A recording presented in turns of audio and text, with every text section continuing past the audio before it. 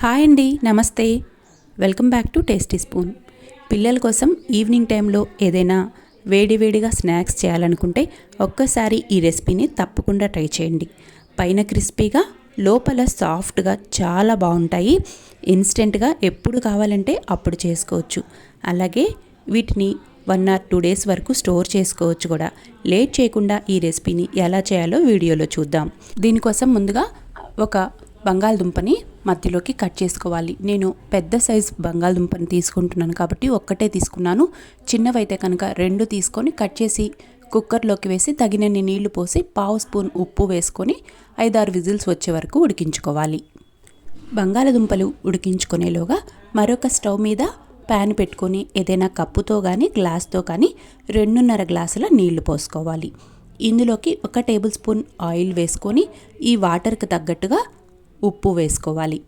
తర్వాత ఈ నీళ్ళని బాగా మరిగించుకొని 1 గ్లాసు బొంబాయి రవ్వ వేసుకోవాలి. ఇందులోకి బొంబాయి రవ్వ వేసుకుంటూ మరొక చేతితోటి గరిటెతోటి కలుపుకోవాలి.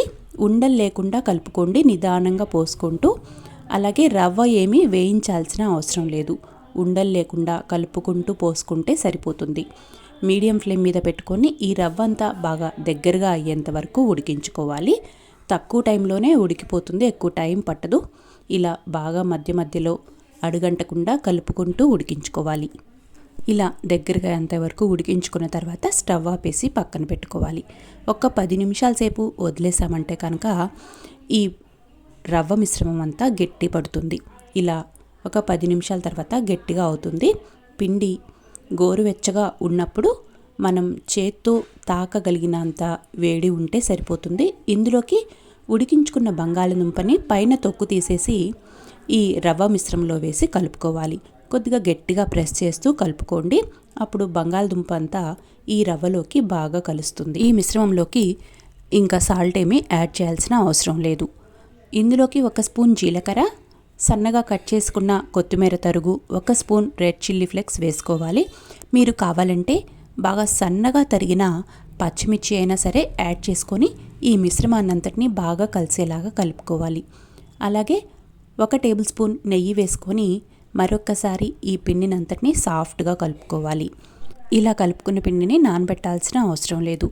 మీరు బాల్స్ చేసుకోవాలనుకుంటే కనుక ఇలా చిన్న సైజు పిండి ముద్దను తీసుకొని రౌండ్గా బాల్స్ చేసుకోండి, ఎక్కువ టైం పట్టదు. అలాగే స్టిక్స్ లాగా చేయాలనుకుంటే కనుక ఇలా అరిచేతిలో వేసుకొని కొంచెం ప్రెస్ చేసి ఇలా స్టిక్స్ లాగా చేశారంటే సరిపోతుంది.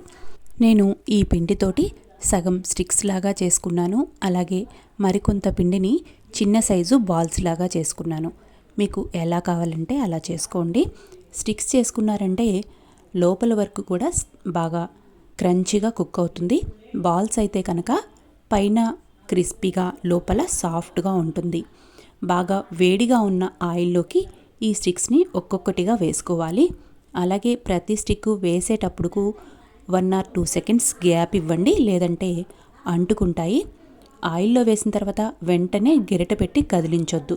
1-2 నిమిషాల సేపు మీడియం ఫ్లేమ్ మీద అలా ఉడికించుకున్న తర్వాత కదిలించారంటే ఇలా సపరేట్గా అయిపోతాయి.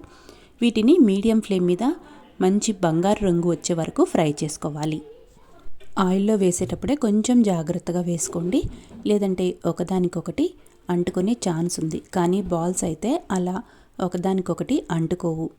ఇలా మంచిగా కలర్ వచ్చేంత వరకు ఫ్రై చేసుకొని వేడివేడిగా ఏదైనా సాస్తో కానీ, లేదంటే పెద్దవాళ్ళు అయితే కనుక గ్రీన్ చట్నీతో కానీ సర్వ్ చేసుకున్నారంటే చాలా రుచిగా ఉంటాయి. అలాగే మీకు ఈ రెసిపీ ఎలా అనిపించిందో కామెంట్ చేయండి. మీకు వీడియో నచ్చినట్టయితే లైక్ చేయండి. మీ ఫ్యామిలీ, ఫ్రెండ్స్ అండ్ రిలేటివ్స్కి వీడియోని షేర్ చేయండి. ఇలాంటి ఈజీ అండ్ టేస్టీ రెసిపీస్ కోసం నా ఛానల్ని సబ్స్క్రైబ్ చేసుకోవడం మర్చిపోవద్దు. Thank you for watching video.